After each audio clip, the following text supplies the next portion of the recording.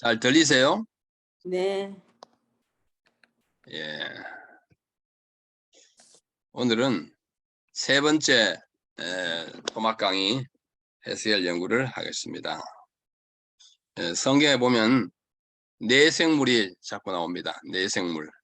지난 시간에 우리 봤지만은 SL 1장에 나오는 그 그룹이 내 얼굴을 가지고 있고 또 다른 곳에서는 내생물이 나옵니다.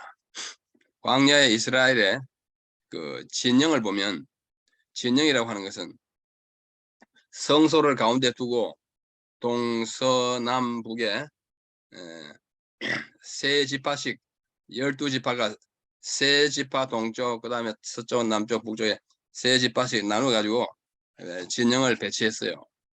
민수기 2장에 보면 이들이 어떻게 배치했는지 잘 나옵니다. 민수기 2장 3절에 보면 동편에는 유다의 진기에 속한 세 지파가 있고 그 다음에 2장 10절에는 남쪽에는 루벤의 진기에 속한 세 지파가 있고 서쪽에는 에브라임 진기에 속한 세 지파, 북쪽에는 단. 그러니까 여기 유다, 루벤, 에브라임, 단은 세 지파를 대표하는 지파입니다. 그래서 거기에 진기가 있었어요. 진기가 있었는데 유다의 진기는 사자라고 전해지고 있습니다. 성경에는 없지만은 그대로부터 내려오는 유대인들의 문헌에 보면 유다의 진기에는 사자가 그려져 있었고 남쪽에 있는 르우벤의 진기에는 사람이 그려져 있었고 서쪽에 에브라임 진기에는 황소, 북쪽 단의 진기에는 독수리인데 이게 사자, 사람, 황소, 독수리 이것이 그룹의 내 얼굴과 같은 생물들이에요. 자, 이렇게 성소를 가운데 두고 동쪽에 유다, 이사갈, 스불론 유다를 조금 크게 그린 것은 이 세 지파 중에 대표 지파이고 그 진기를 가지고 있기 때문입니다. 남쪽에는 르우벤, 시몬, 갓, 서쪽에는 에브라임, 므낫세, 베냐민, 북쪽에는 단, 아셀, 납달리 이렇게 있었어요.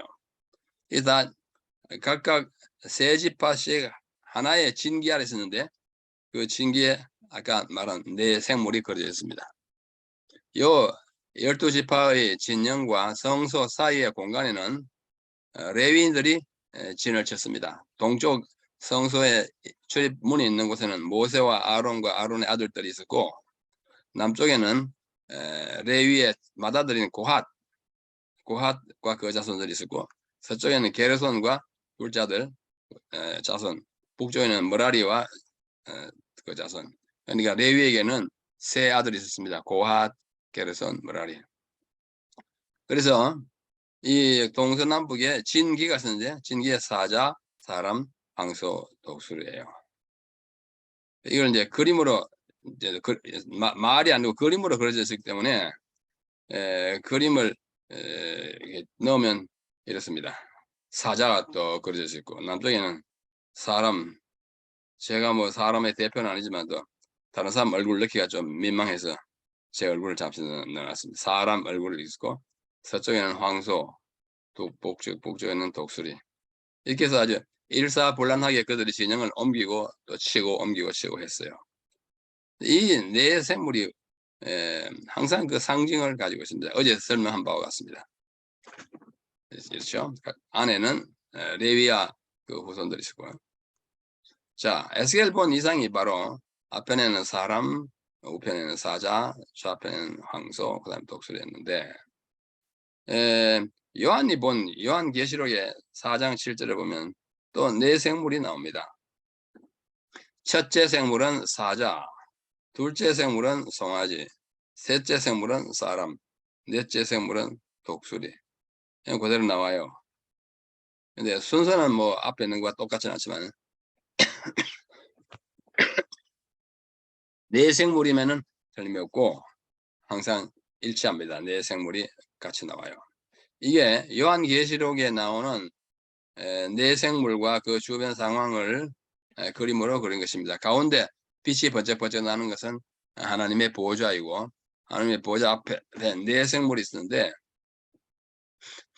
사실은 이 내생물은 이렇게 전후 좌우로 나눠졌는데 그림에는 입체적으로 그리지 못하니까 앞에 다 배를 했어요. 이 그림 앞에 있는 맨 왼쪽 그림이 무엇입니까? 사자예요. 둘째 그림은 소 뿔이 있죠. 셋째 그림은 사람, 넷째는 독수리, 나리가 있죠. 그 다음에는 24장로가 있습니다. 그래서 24장로 뺑이 둘러 있었는데 그림에 그걸 나타내지 못하니까 12장로씩 좌우에 했고, 그 다음에 또 무수한 사람들이 쭉 있었어요. 이것이 요한계시록에서 요한이 본 보좌 주위의 광경입니다. 성경은 참 신비한 사실들이 많습니다. 자, 그런 것을 염두에 두고 오늘은 2장과 3장을 공부하겠습니다. 제가 노란 줄을 쭉 그은 것은 오늘 공부한다는 뜻입니다.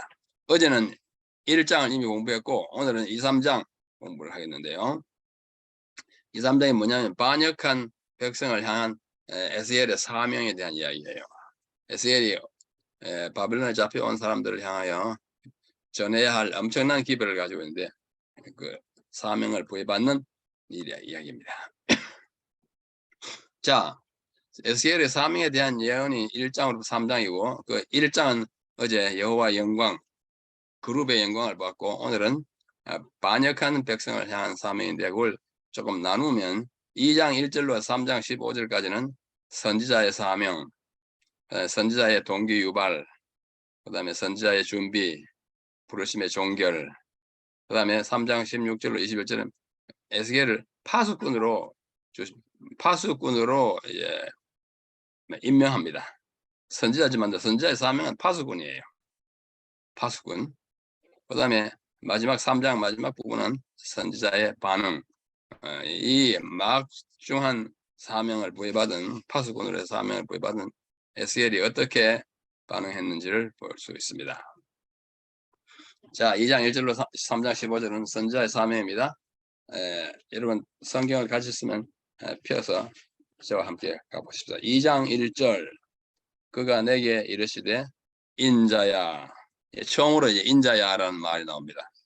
인자야 일어나라 내가 네게 말하리라 하시며 말씀하실 때에 그 신이 성령이죠. 신이 내게 임하사 나를 일으켜 세우시기로 내가 그 말씀하시는 자의 소리를 들으니 내게 이르시되 인자야 내가 너를 이스라엘 자손 곧 패역한 백성 나를 배반하는 자에게 보내노라. 선지자는 보내심을 받는 사람입니다. 그들과 그 열조가 내게 범죄하며 오늘날까지 이르렀나니 이 자손은 얼굴이 뻔뻔하고 마음이 강팍하고 그렇죠? 강팍한 자라. 내가 너를 그들에게 보내노니 보낸다는 말 자꾸 하세요. 너는 그들에게 이르기를 내 주 여호와의 말씀이 이러하니라 하라. 그들은 패역한 족속이요 듣든지 아니 듣든지 그들 가운데 선지자가 있는 줄을 알게 하라. 하여튼 가서 전해라. 실제로 보면은 그들은 심히 패역한 자라. 듣든지 아니 듣든지 너는 그 말을 갖다 전해라. 굉장히 엄중한 말을 합니다. 자, 다시 화면으로 인자야. 인자라는 말은 영어로 하면 son of man. 이게 93에 나온다고 어제 말씀드렸습니다. 인자야, 이 48장으로 되어 있는 에스겔을 인자야라고 부르는 것이 93회예요. 참. 그러나 에스겔은 그의 실명 에스겔로는 한 번도 언급되지 않습니다. 그러나 다른 선지자들은 이름이 많이 나와요. 뭐 모세라든지 뭐 사무엘이라든지 이름이 다 나오는데 에스겔은 항상 인자야. 인자야 하는 것은 사람의 아들이라는 뜻입니다. 이 히브리식 표현이에요. 뭐의 아들, 뭐의 특성을 가진 사람. 요나 4장 10절에 보면은 한밤의 아들이라는 말이 나와요. 하룻밤 사이에 생겨난 그 뭐 넝쿨 같은 거요. 한밤의 아들, 직역하면 그렇습니다. 하룻밤 사이에 난 것을 말합니다. 죽음의 아들, 죽을 사람이 말고 평화의 아들, 평안을 받거나 주는 사람을 이렇게 히브리식 표현 뭐의 아들. 그러니까 인자야, 사람의 아들은 너 진짜 사람이다. 사람이 당하는 모든 어려움을 다 당할 것이다. 에스겔이 93회나 인자고 사람의 아들이라고稱해진 것은 그가 연약성과 죽을 운명을 가진 인간 중에 한 사람 하나임을 강조한 것입니다. 예수께서 사복음서에 자기를 일컬어서 인자라고稱呼를 87번 사용하셨는데 그것과 비교할 만하죠. 예수님은 인자, 에스겔도 인자. 그러니까 인자로서의 예수님의 그 생을 미리 한번 보여주는 것이기도 합니다. 이 칭호를 통하여 인자, 1차적으로는 에스겔이 한 사람으로서 당해야 할 운명을 체험하고 궁극적으로는 앞으로 이 땅에 한 사람으로 오셔서 사람이 당해야 할 고난과 고통을 당하실 구주 예수 그리스도의 경험을 예고하시는 것입니다. 인자 에스겔은 인자 예수 그리스도의 모습을 가장 뚜렷하게 예시한 구약의 선지자입니다. 인자의 사명은 무엇인가 하니 2장 3절로 7절에 보면 방금 읽었어요. 이스라엘 자손 패역하고 배반한 백성, 범죄하고 얼굴이 뻔뻔하고 마음이 강팍한 자, 패역한 족속에게 가서 전할 기별이 있는 것입니다. 보내노라 아까 읽었죠. 2번이나 나와요. 하나님은 각 시대마다 선자를 보내셔서 당신의 백성을 경고하고 견책하고 격려하고 예고하십니다. 그 다음에 6절로 7절에 두려워 말라. 두려워 말라는 말 참 좋잖아요. 우리는 이 세상에 정말 당할 일을 생각하면 두렵습니다. 구약에 두려워하지 말라고 하는 말이 55회 나와요. 그만큼 이스라엘 백성들을 이제 위해 하나님의 말씀이죠. 위로의 말씀이죠. 그 다음에 아까 읽는데요. 그들이 듣든지 아니 듣든지 뭐요? 안 들을 건 뭐하러 가서 전하냐 그러겠지만 안 들어도 가서 전하라 그거예요. 아까 5절과 7절에 나왔고 3장 11절에 또 나옵니다. 그들이 듣든지 안 듣든지 그들 가운데 선지자 있는 것을 알게 하라. 반응에 관계없이 기별을 전하고 결과와 상관없이 말씀을 전하라는 것입니다. 성경에 보면 뭐 하든지 말든지 하는 것이 한 6번, 7번 나옵니다. 한데 제가 모아놓은 거예요. 이것을 저는 절대적 명령, 칠 때 든지라 이렇게 표현합니다. 좀 제가 붙인 것이지만 어색하죠? 자, 디모데 후서 4장 1절을 보면 너희는 말씀을 전파하라. 때를 어떤지 못 어떤지 이것은 뭐 무슨 상황이 좋거나 말거나 아니든 전하라 그죠. 그다음 누구에게 보내든지 그 대상에 상관없이 예레미야 무엇을 명하든지 뭐 그것이 뭐 건강 기별이든지 요즘 뭐 구호 봉사 기별이든지 뭐 믿음을 밟는 의든지 간에 무엇을 명하든지 가서 전하라. 그 다음에 에스겔서에는 듣든지 아니 듣든지 빌립보 1장에는 살든지 죽든지 고린도후서에는 거하든지 떠나든지 교회 정은 5권 387페이지는 네가 좋아하든지 아니하든지 이게 한 7번 나와요. 우리 여기에 같이 아침마다 기도하시는 여러분들 이걸 가지고 각 교회 설교하시기 바랍니다. 7개를 가지고 우리 어떻게 전도해야 하느냐 때를 어떤지 뭐 어떤지 누구에게 하든지 무엇을 주든지 큰 은혜를 끼칠 것이라 생각합니다. 자, 인자의 사명이 뭔가 하니 패역하고 배반한 백성에 가서 이야기하는데 하나님은 굉장히 노골적으로 표현하셨어요. 얼굴이 뻔뻔하고 마음이 강팍하고 패역한 족속이에요. 에스겔의 사명이 참 무겁습니다. 그래서 잘 들을 것이다 해도 전하기 힘드는데 안 들을 것 같은데도 같이 전하라는 것입니다. 그러면서 하나님은 에스겔에게 말씀하시기를 두려워 말라. 여기에는 전능하신 하나님의 절대적인 명령에 따른 절대적인 보장과 격려가 첨부되어 있습니다. 우리 여기 같이 아침마다 우리 말씀을 명상하고 또 기도하시는 분 가운데 전도하시는 분들 참 많잖아요. 뭐 서울역 앞에 전도하시는 분들 참 고귀한 존재들입니다.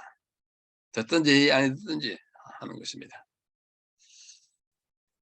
이것이 인자로서 에스겔이 감당해야 했던 사명입니다.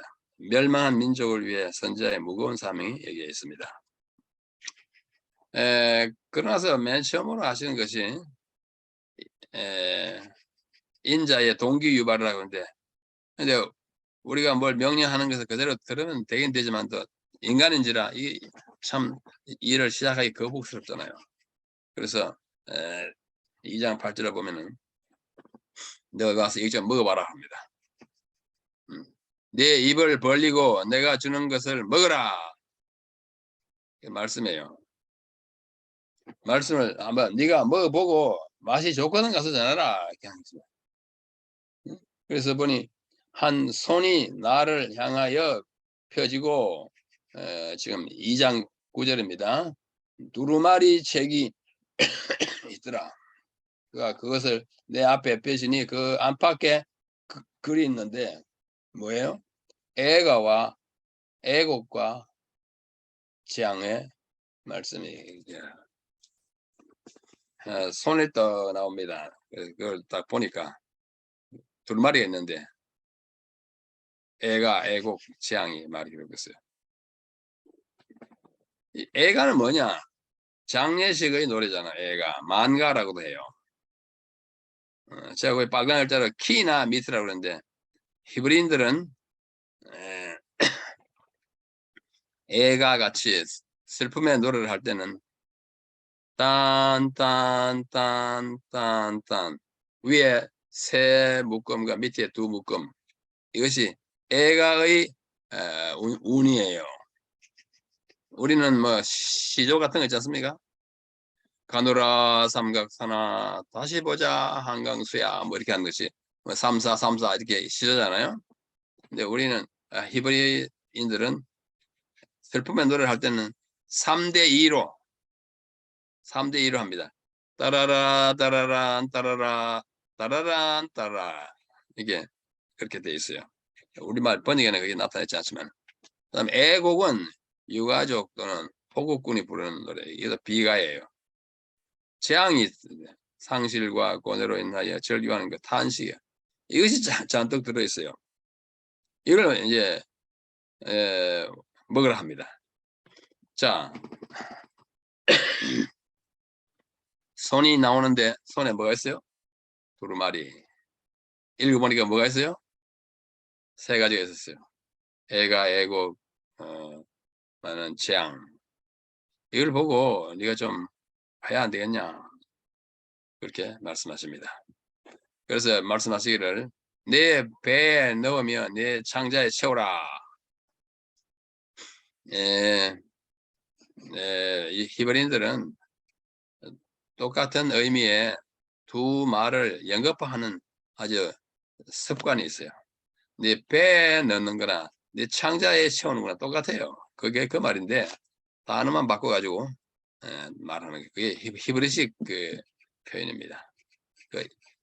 그 밑에 있죠. 두 번째 이어일상이라 그래요. 이어 두 개의 단어로서 일상 하나의 사상을 나타냅니다. 그 위에 바로 내 배에 넣으며 내 창자에 채우라. 예, 이어일상이라고 합니다. 자, 그 먹어보니 위로 올라가서 맛이 꿀같이 달았어요. 하나님의 말씀은 먹어서 소화시켜야 하는 것입니다. 맛은 단맛이고, 예레미야 15장 16절에 보면 내가 주의 말씀을 얻어 먹었사오니 주의 말씀은 꿀보다 더 달도다, 이렇게 말이 나옵니다. 뭐 시편 19편에도 그런 말 나오고 119편에도 말씀은 달아요. 이 말씀을 먹을 때 달아야 그걸 가지고 나가서 전할 용기를 얻고, 비록 쓰여 있는 것은 재앙이요 뭐 애곡이지만 그 맛은 달아요. 아하, 이렇게 함으로써 하나님의 백성이 다시 행복을 찾게 되는구나. 선지자가 말씀의 맛을 보고 난 후에야 나가서 전하는 것입니다. 말씀의 맛을 몸소 체험하지 못한 사람은 자신 있게 나가서 전하지 못해요. 맛을 보고 동기유발되어 나가는 것입니다. 동기유발되는 말이 그래서 사용됐어요. 아, 먹어보니 좋다, 나가자, 이렇게 하는 거죠. 그래서 hendiadis, hendiadis는 말은 영어 사전에는 안 나올 겁니다. 이제 히브리 문학을 설명할 때만 사용하는 것이어서 두 개의 단어 또는 구절로서 하나의 사상을 강조하는 히브리식 어법이에요. 뭐 예를 들면 이사야 1장은 슬프다 범죄한 나라요 허물진 백성이여, 그게 그거예요. 범죄한 나라는 허물. 행악의 종자요 행위가 부패한 자치로다, 그게 그거예요. 여호와를 버리며 이스라엘의 거룩한 자를 만으리 여기며, 이런 식의 일이 굉장히 많아요. 여기 이사야서에 있는 이어일상이 이렇게 아주 깔렸습니다. 제가 다 읽지 않겠는데 이 자료를 원하시는 분들에게 아마 드릴 텐데 나중에 하나하나 찾아보십시오. 아하, 성경에 이런 표현이 이렇게도 많구나. 참 희한하다. 우리도 이제 성경을 많이 읽고 또 하다 보니까 자비롭고 언혜롭고, 그 자비로운 거나 언혜로운 건 똑같은 거예요. 성경을 많이 읽다 보니 우리가 기도할 때도 그렇기 때문에 그건 히브리식이에요. 자, 몇 절만 읽어보겠습니다. 전부 이사야서입니다. 교만자와 거만자, 그 사람이 그 사람입니다. 암혈과 토굴, 그게 그거예요. 용사와 전사, 그게 그거예요. 진려와 형극, 진려와 가시, 잔혹히 분냄과 맹렬히 노함, 그게 그거잖아요. 가난한 자와 빈핍한 자, 머리털을 없이 하였고 수염을 깎았고 곡성과 슬피 부르짖음 등등으로 쫙 들어갑니다. 이게 뭐 이사야서에 나오는 모두는 아닐 거예요. 거의 모두지만은 이것이 히브리식이에요. 이게 히브리식이라는 것을 이해하면 성경을 이해하는 데 아주 도움이 많이 됩니다. 자 3장에 들어봅니다. 하나님께서 선지자를 준비시키십니다. 3장 5절, 너는 방언이 다르거나 말이 어려운 백성에게 보내는 것이 아니요 너를 이스라엘 자손에게 보내는 것이다. 그러니까 우리 보고 뭐 일본이나 중국 가서 전도하라, 그거 아니다 그거요. 방언이 똑같은 히브리 말을 쓰는 너희 동족에게 전한다. 대상이 이스라엘 민족임을 말하는 것입니다. 3장 8절, 내가 그들의 얼굴을 대하도록 네 얼굴을 굳게 하였고 그들의 이마를 대하도록 내 이마를 굳게 하였으니, 선자의 담력을 강화하는 것입니다. 너 쫄지 마라 그거예요. 얼굴을 굳게 하고 이마를 굳게 하라. 그렇게 해줄 테니까 가서 하라. 11절, 사로잡힌 내 민족에게로 가서 그들이 듣든지 아니 듣든지 그들에게 고하여 이르기를 주 여호와의 말씀에 일하시다 하라 하시더라.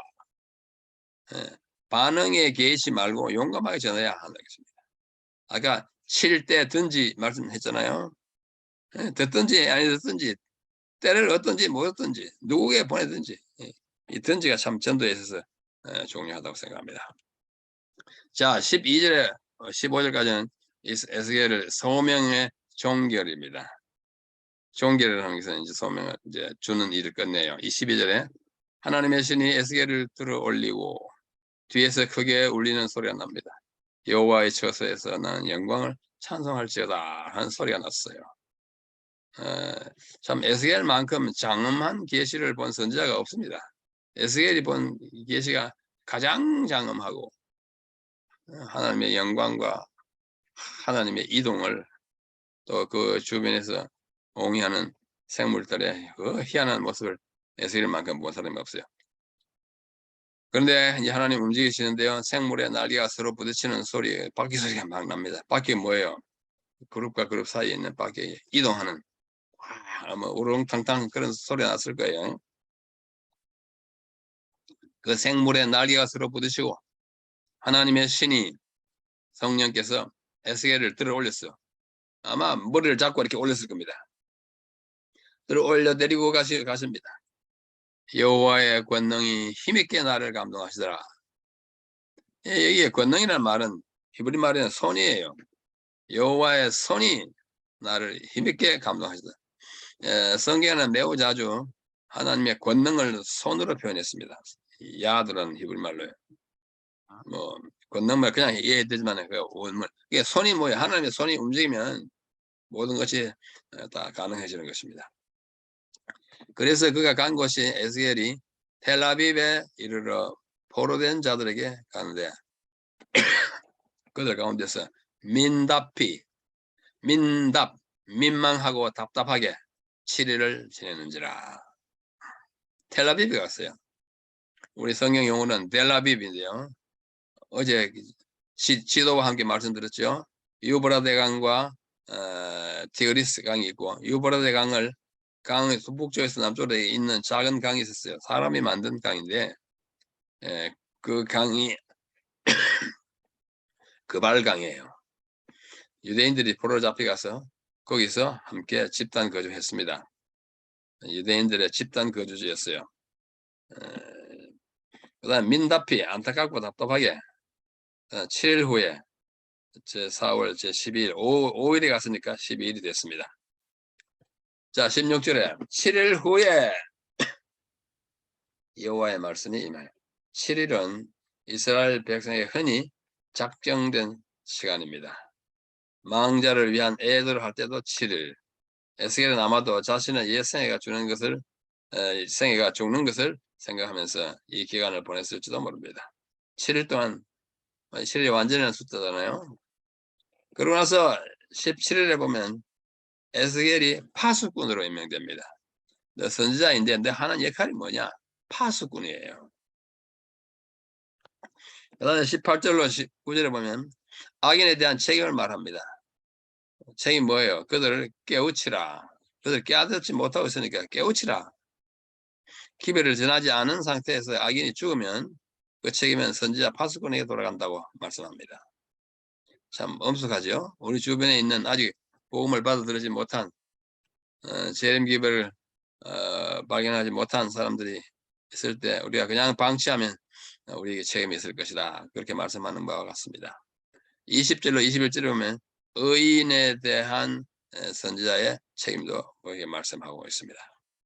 자, 에스겔 3장 17절 인자야 내가 너를 이스라엘 족속의 파수꾼으로 세웠나니. 파수꾼. 성경에 파수꾼에 대한 이야기가 많이 나옵니다. 너는 내 입의 말을 듣고 나를 대신하여 그들을 깨우치라. 선지자는 먼저 듣습니다. 들어야 기별을 알죠. 그 다음에 가서 전하는 것은 누구를 위해서 하는 일이냐면 나를 대신하여 하나님을 대신하여 나가서 깨우치. 하나님이 깨우치게 하는 것이 일인데 하나님이 직접 나타나시면 사람들이 감당하지 못해요. 우리 죄된 인간은 하나님이 그냥 나타나시면 그 현장에서 다 사그라지거나 죽을 수밖에 없습니다. 그래서 선지자들을 통해서 하는 것인데요. 선지자는 하나님의 기별을 받고 백성들에게 전하는 책임을 가졌는데 그래서 나를 대신하여 그들을 깨우치라. 우리가 뭐 가끔 질문을 듣는데요.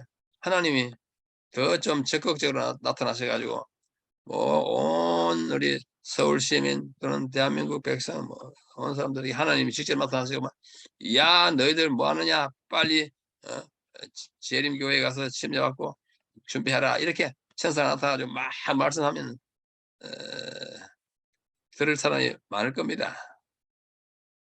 예, 겁나가지고 저 광화문 내거리 그 이순신 장군 동상 그 위에 천사가 떠 서가지고 서울 시민 여러분 빨리 가서 침례받으라고 이렇게 하면 될 것 같은데 하나님이 그렇게 하지 않으시고 이 무딜고 무딘 인간을 통해서 구원 사업을 이루세요. 그게 하나님의 뜻입니다. 그렇게 해야 제대로 믿음이 있는 것 같습니다. 공포에 질려서 믿음을 바라는 것은 진짜 믿음이 아니라고 볼 수 있어요.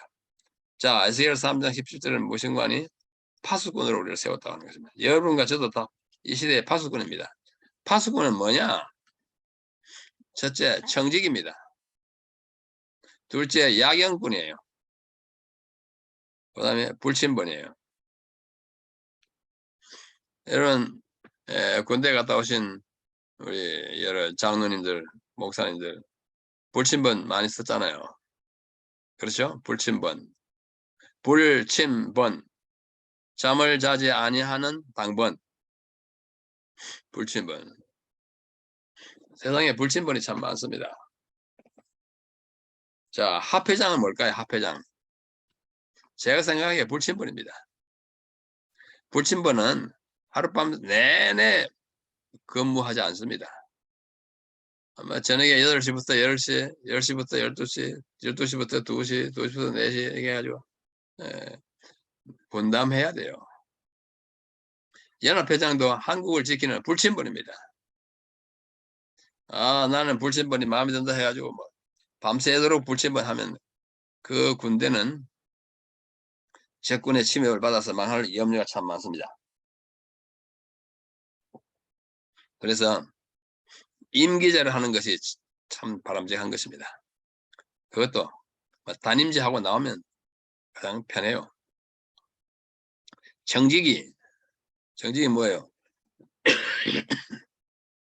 집안 살림을 대신 관리하는 사람. 야경꾼, 특별히 야경꾼, 밤에 지키는 군.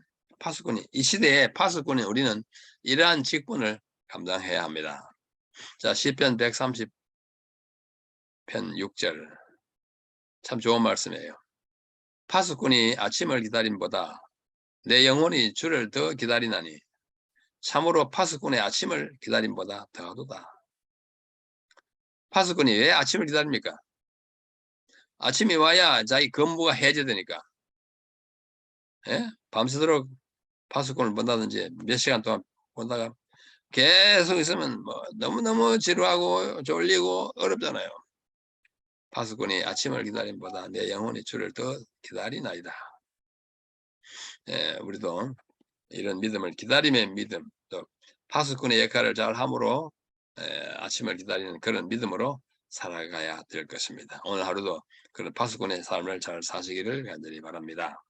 또 이사야 62장에 가보면 예루살렘이여 내가 너의 성벽 위에 파수꾼을 세우고 그들로 종일 종야에 잠잠치 않게 하였느니라.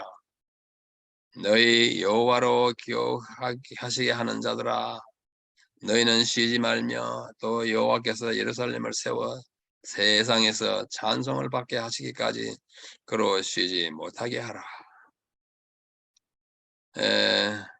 예루살렘 보고 하시는 말씀이에요. 예루살렘에 가면 이제 성벽이 있습니다. 요즘 뭐 현대 도시에는 성벽이 없잖아요.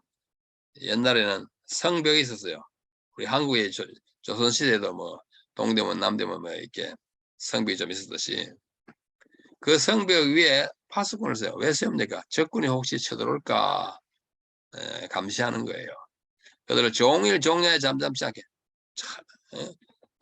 밤에도 들어오고 낮에도 들어오기 때문에 파수꾼을 세워놨어요. 그렇죠? 파수꾼은 종일 종야 즉 밤낮 주야로 잠잠하지 않아야 하고 쉬지 말아야 하며 여호와 하나님을 쉬시지 못하게 해야 한다고 말씀을 정리했습니다. 하나님의 일을 대신 전하니까 우리를 통해서 하나님이 쉬지 않고 일하시는 겁니다. 인자야 내가 너를 이스라엘 족속의 파수꾼으로 세웠으니 에스겔아 너는 이스라엘 백성의 파수꾼이다. 너는 내 입의 말을 듣고 먼저 들으라. 나를 대신하여 그들을 깨우리라. 이스라엘 백성들은 자꾸 잠을 잤어요. 자꾸 패역했어요. 하나님의 그 혁혁한 현저한 하나님의 행사를 보고도 어떻게 그렇게 마음이 그렇게 강팍하고 죄를 짓기에 대담무쌍했는지 우리가 생각하면 참 대단합니다. 그러나 우리도 그렇게 될 위험이 항상 있기 때문에 항상 먼저 내가 하나님의 말씀을 듣고 그 다음에 그것을 내 마음에 받아들이고 마침내 그것을 밖에 나가서 전할 때 사람들의 깨우침을 받게 될 것입니다. 오늘날 너무나 좋은 것들이 많은 세상에서 말씀에 귀를 기울이게 하는 것은 대단히 어렵습니다. 그러나 오늘날 이제 전도회 같은 거 잘 안 되니까 공중 전도하는 거 없잖아요. 개인 전도도 힘들어요. 그래서 우리가 정말 파수꾼의 역할을 잘 하려면은 먼저 우리 자신이 먼저 깨고 뭐 인터넷을 통하든지 개인 편지를 통하든지 개인적인 우정을 통해서든지 항상 우리의 친절을 보고 하나님의 말씀에 귀를 기울이게 하는 것은 우리의 의무라고 생각합니다. 자 오늘 파수꾼에 대한 이야기로 끝을 맺습니다. 에브라임 산 위에서 파수꾼이 외치는 날이 이를 것이라. 이러기를 너희는 일어나라. 우리가 시온에 올라가서 우리 하나님 여호와께로 나가자 하리라. 우리가 파수꾼의 역할을 하면은 또 반응한 사람이 주님의 은혜로 또 있습니다. 전혀 없지는 않아요. 우리가 외치지 않을 때는 없고 외치면 하나님이 함께 하십니다. 이 보십시오. 파수꾼이 나팔을 불어요. 떼떼떼떼 부는 것입니다. 나팔이 뭐예요? 기별이잖아요. 메시지예요. 여러분, 우리 오늘 다 나팔을 부는 하루가 살기 바랍니다. 너무 시끄럽게 하시지 마시고 진짜 하나님의 말씀을 이 사람처럼 부르는 사람, 파수꾼의 사자와 하나님의 고무적인 응답. 이사야 21장에 보면 파수꾼이 사자같이 부르지요. 주여, 내가 자제 늘 망대에 섰고 밤이 맞도록 파수하는 곳에 있었더니 마병대가 쌍쌍이 오나이다. 그가 대답하여 가로사대 함락되었다 바벨론이야. 신들의 조각한 형상이다. 예, 우리 하지만은 우리가 망대에 잘 지키지만 뭐가 온다 그죠? 근데 여기 보면 이사야 50장에 보면 이 파수꾼이 벙어리라 그럽니다. 들의 짐승들아, 3년 중에 짐승들아, 다 와서 삼키라. 그 파수꾼은 소경이요, 다 무지하고 벙어리 개라. 능히 짓지 못하고. 이건 우리가 그렇게 되면 안 된다는 것을 우리에게 보여주는 거죠. 우리 다 벙어리 개처럼 가만히 입 닫고 나만 구원받고자 하면 되지 않습니다. 시편 121편 127편 1절 3절 여호와께서 집을 세우지 아니하시면 세우는 자의 수고가 되고 여호와께서 성을 지키지 아니하시면 파수꾼의 경성이 함이 허사르다. 우리가 아무리 잘 지켜도 하나님이 지키도록 하시는 것이에요. 우리는 대신해서 그분이 일을 하는데 파수꾼의 경성과 여호와의 수송 다 끝나게 되는 것입니다. 자, 오늘 여기까지 하겠습니다. 감사합니다.